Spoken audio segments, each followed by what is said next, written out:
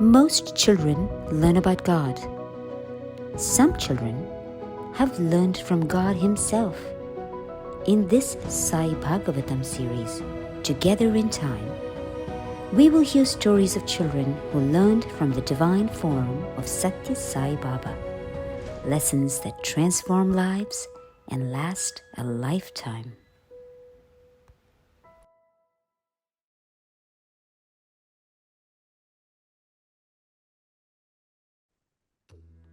My humble pranams at the lotus feet of Bhagwan Baba. Sai Ram. Hello, dear brothers and sisters. I was born into a Sai family. We were living in Chennai, or Madras as it was called back then. My parents sent my sister and I to SSE classes from a very young age. And so my earliest memory of Swami dates back to when I was maybe about 4 or 5 years old. Swami was going to be visiting Vrindavan, his ashram in Bangalore, and our SSA teachers wanted us to perform a play in his divine presence.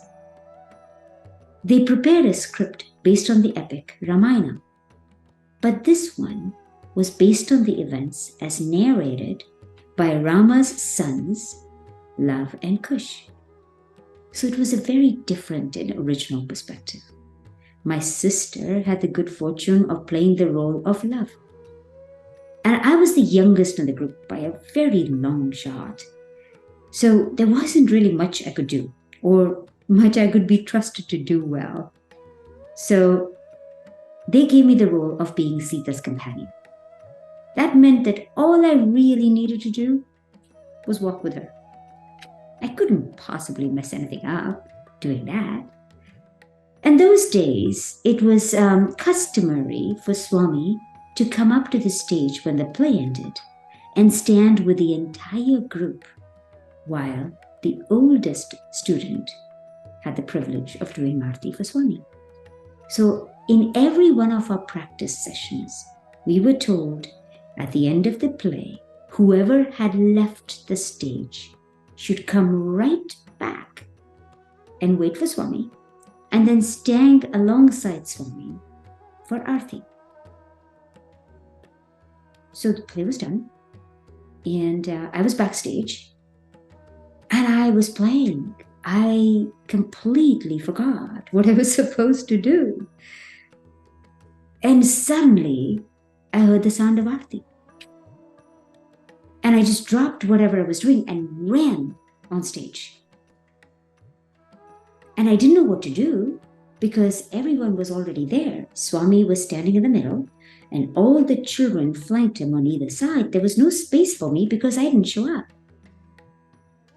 So I didn't know what to do, so I just stood there in front of him with folded hands and my back towards the audience. And I'm sure at the time the SSA teachers were squirming. I had one job to do, and I had messed that up. While I was flustered though, you know what Swami did? He lovingly reached out and took my right wrist and pulled me towards him and put his arm around me and had me stand by him for the rest of Aarti. And as he walked off stage, he walked by my sister and patted her cheek. This memory has never faded. In fact, I go to that moment every day after my prayers. And the thing that struck me is that, I've done the math. Aarti takes typically 3 minutes. So let's say it had started, right, while I was still backstage. So I missed a few seconds. And then I ran on stage. That took some time. Then I was standing in front of Swami for a while. So even if I do a conservative estimate, I was standing next to Swami with his arm around my shoulder for about 2 minutes. No wonder that feeling never fades. And over the years, I have gone back to that moment and learned different things. So the first thing that struck me several years ago was Swami's forgiveness and his loving response to what was obviously a glaring error on my part.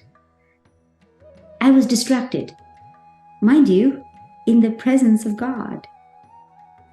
And everyone who has ever worked with Swami knows how particular Swami is. He is precise. He is focused. He is absolutely purposeful.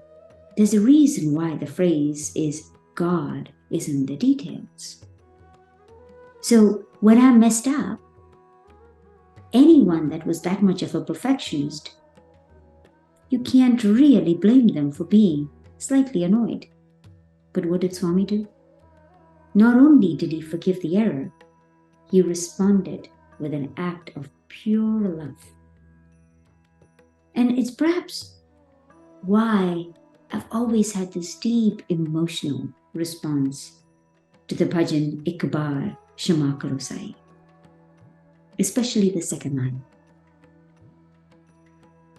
Ik baar kshama karo sai, mere Baba Shri Satya Sai, Kshama Murti Sai Baba,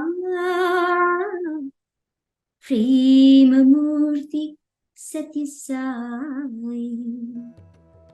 Kshama Murti is the form, the embodiment of forgiveness. Prema Murti is the embodiment of love. I'll always treasure that memory of Swami.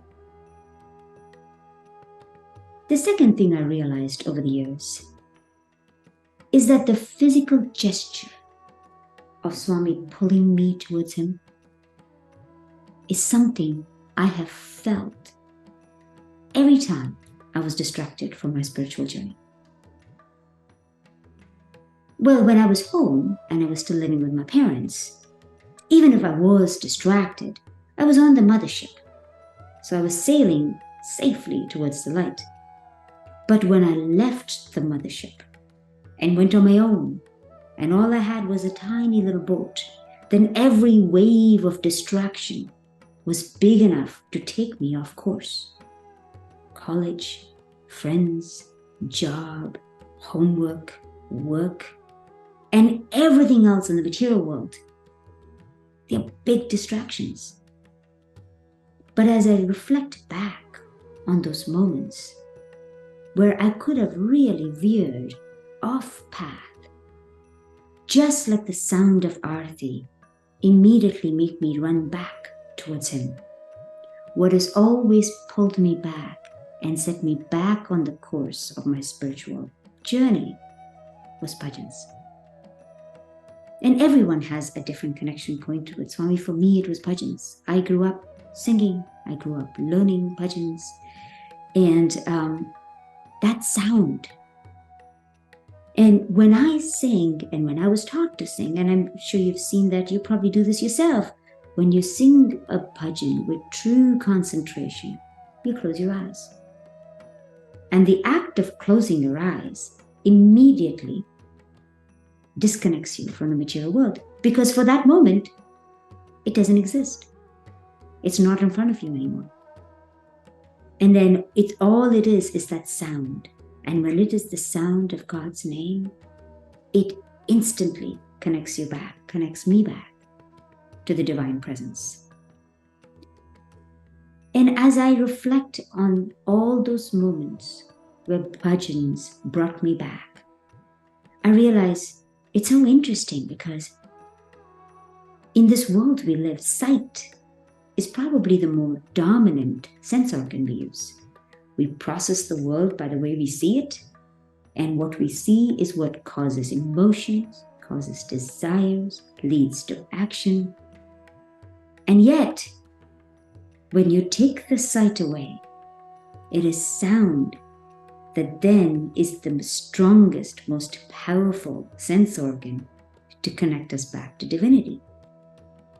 It reminds me of why Shruti the power of sound and what we learn by hearing is the first and most important way for us to learn and get closer to God.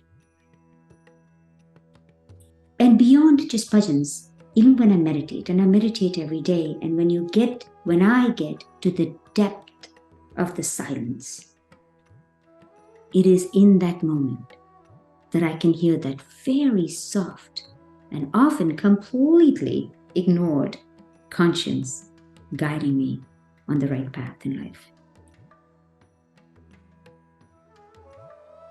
Throughout my life, I've always felt that presence of Swami, that feeling that he has his arm around my shoulder, and that his love is unconditional, no matter what I do or what I don't do for that matter. And that led me more recently to reflect on the word devotee. The word devotee is used for us humans. I call myself a devotee of Satya Sai Baba. And yet, when I think about his presence and his constant presence in my life, I have to say he's been more devoted to me than I have been to him.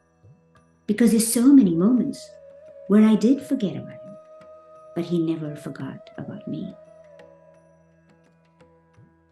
And that made me stop and think about what would make me more devoted to him. What can make me love him as much as he loves me? And that's a high bar because it's a little hard to compete with the embodiment of love himself. But what I can do is strive to love him more. And then when I think about what I need to do to love him more, well, then I have to do what he says, which is love everybody else around me and serve everybody else around me. And that reminds me of another favorite song of mine. I will love you more and more each day. And I'll leave you with these couple lines, and I'm sure you know it, and you will find a wonderful rendition to listen to. I will love you more and more each day. I will love you, dear Sai, forever and a day. I will sing, my Lord. I will serve, my Lord.